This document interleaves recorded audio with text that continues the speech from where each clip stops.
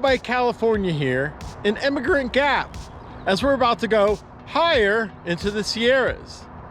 As you know, this area played a part in California's early history as travelers tried coming over these passes in stagecoaches without roads or even gravel bikes. Are we gonna be able to make it over? I don't know. Let's roll.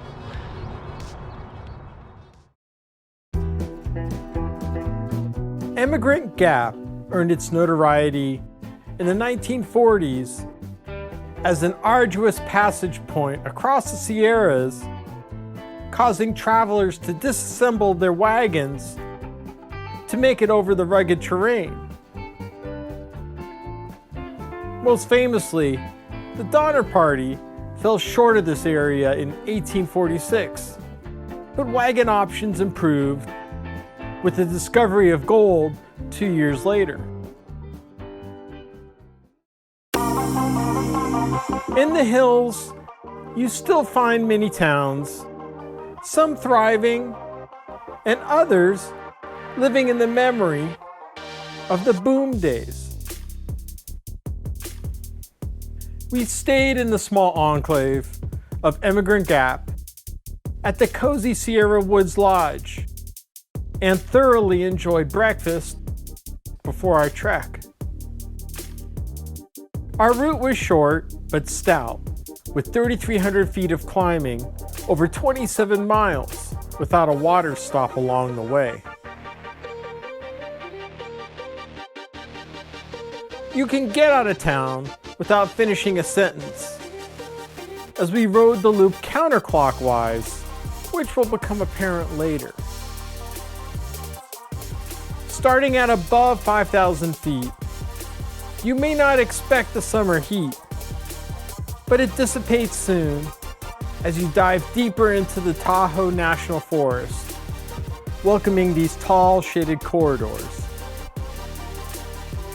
It's easy to get sucked into thinking this will be a short walk in the park, as the ride mostly trends downward for the first 8 miles. The abundance of early signage almost encourages you to go explore. But while it looks like there's many options from Google Maps, it's a good tip to stay on course.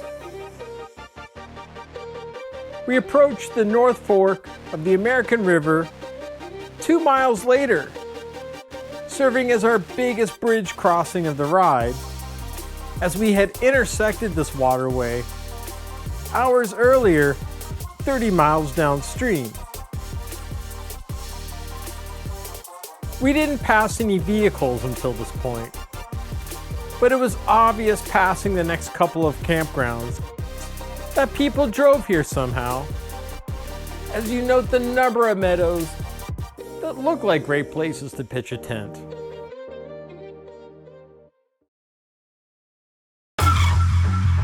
After your last bridge crossing at mile 8, the ride gets real, as you're thankful the road is still paved, as the next 2 kilometers average 11%, with pitches that'll bite you in the high teens. At these speeds, you can tell how effective your bug spray is, as you'll have to be inventive to find fun on this climb. You're enclosed by the trees for the first part, so you better get along with whoever you've brought along. But towards the top, at least the views begin paying off, motivating you to keep on grinding. After a brief dip, the ascending continues at a friendlier grade, as right before mile 10, you follow Road 19 to the left, beginning your dirt adventure. While it's easy to get lulled into this smooth off-road transition, be prepared a couple minutes later at the next junction, as maps tell you the roads converge, which this well-intentioned group found to be wrong, choosing the path to the left. I think we should go back. Unless you want to just go a little further, but I think we're off. backtracking wasn't an issue until the right direction provided a reward, as the next half mile at 10% showed there were tough climbs on dirt. All right, that was punchy climb number 2. Best view of the ride so far? That was punchy as hell. Oh my God. You know, I've never been to hell. This is punchier.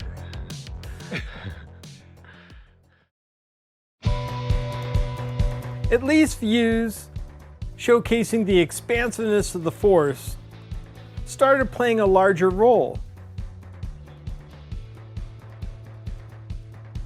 but kept our awareness to take a species head count.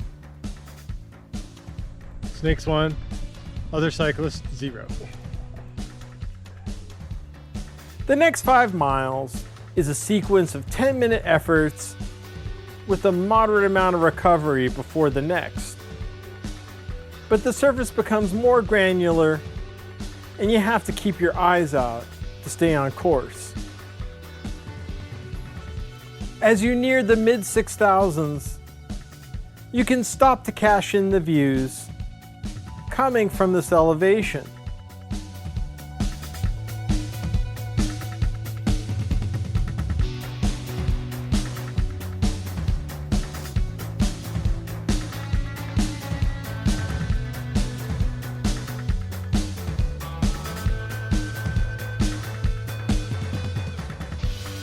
But the noticeable downhill gets you thinking too early that you don't have climbing ahead.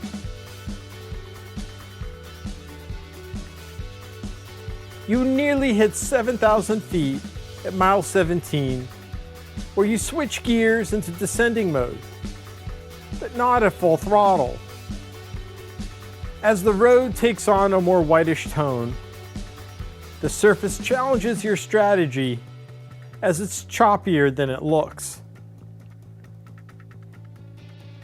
You may dial it back enough to notice Lake Valley Reservoir to your left, but you'll be gripping hard in your drops for the duration. We appreciated a flatter course of action as we paralleled the reservoir, although it was not hard to forget the washboard surface, nor the occasional dust-up from the recreationalists. Even though there's a little bit of effort left, you'll appreciate the pavement as your arms regain some stability.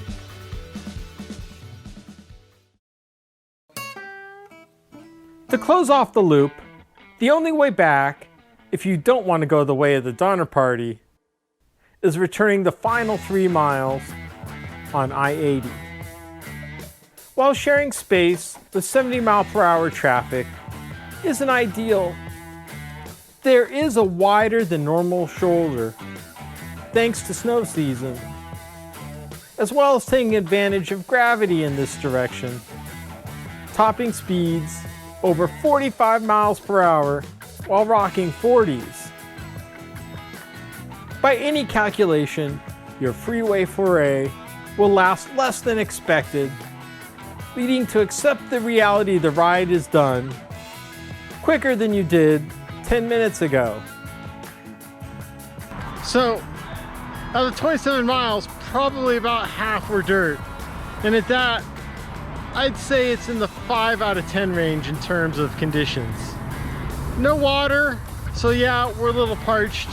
And also a lot hotter than you would probably expect being mile high status.